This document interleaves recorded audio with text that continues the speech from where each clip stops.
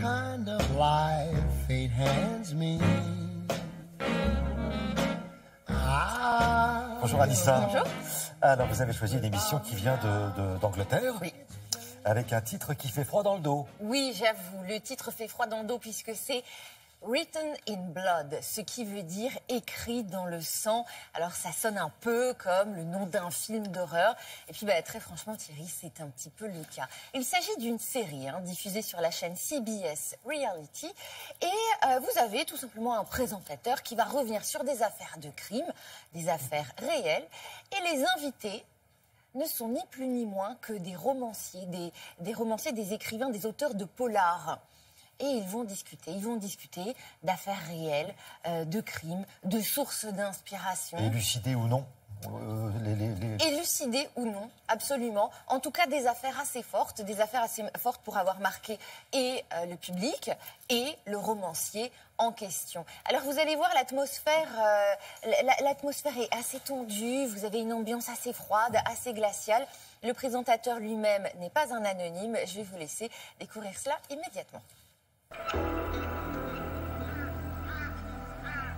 Hello, my name's Simon Toyne and I kill people for a living. I spend literally days planning them out, thinking about how I'll execute them and also how I'd get away with it. Actually, that's not strictly true. I'm a crime writer, so all my murders very much stay within the pages of my book. But I am fascinated by real crimes, and in this series I meet the best fiction authors face to face and find out about the true crimes which inspired their writing. I find out which crimes have got under their skin and how their fictional killers are drawn from the most terrifying of real-life murderers.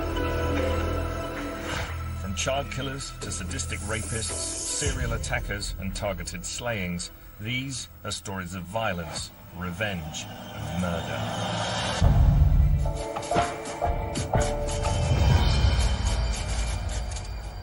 Donc les auteurs qui vont être choisis pour témoigner, il y a 10 épisodes, oui, c'est ça, choisissent chacun une histoire, un fait divers qui s'est déroulé. En fait, c'est pas qu'ils choisissent, c'est un fait divers qu'ils ont déjà traité via un livre. Qui les a inspirés. Exactement, un livre. Donc à chaque fois, je vous dis, ce sont des écrivains à succès qui ont vendu beaucoup, qui ont beaucoup d'ouvrages au compteur.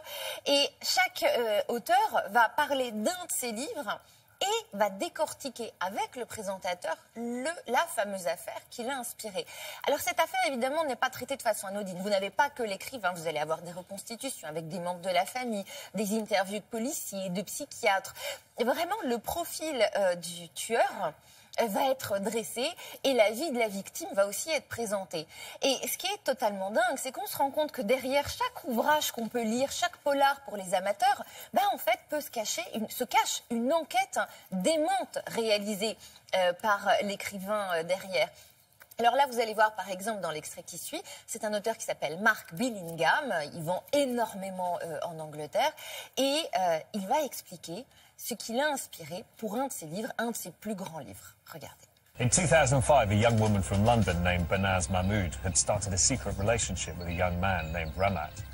Unfortunately for them, their secret wasn't going to stay that way for long, and within 4 months, she would be dead. It's a crime which shocked everyone who heard about it, and one that inspired a fictional book by best-selling author Mark Billingham. Mahmood case was different. This was something I'd seen, I'd read about, I'd seen a documentary about, that I knew I wanted to write about. This is a letter which Banaz wrote after she had been spotted. That she knows, so now she knows she's been following her. Also has recorded video pictures when seen as on the Saturday, it was November 2005. Then she goes, so numbers 2, 3, 4 and 5 have said that they are ready and willing to do the job of killing me and my boyfriend. Now these numbers correspond to members of her family. There's a kind of key elsewhere in the letter that explains who these people are. C'est incroyable parce que ces écrivains, on imagine comme ça qu'ils sont pleins d'inspiration et tout. Non, non, ils font un boulot incroyable. C'est un boulot d'enquête redoutable qui dure plusieurs mois avant de se mettre à sa machine et taper son roman. Voilà, ça se passe au Royaume-Uni, en Angleterre, Written in Blood, et c'est écrit dans le sang. Il paraît que ça fait frissonner. Donc voilà, si vous passez dans le coin. Merci beaucoup.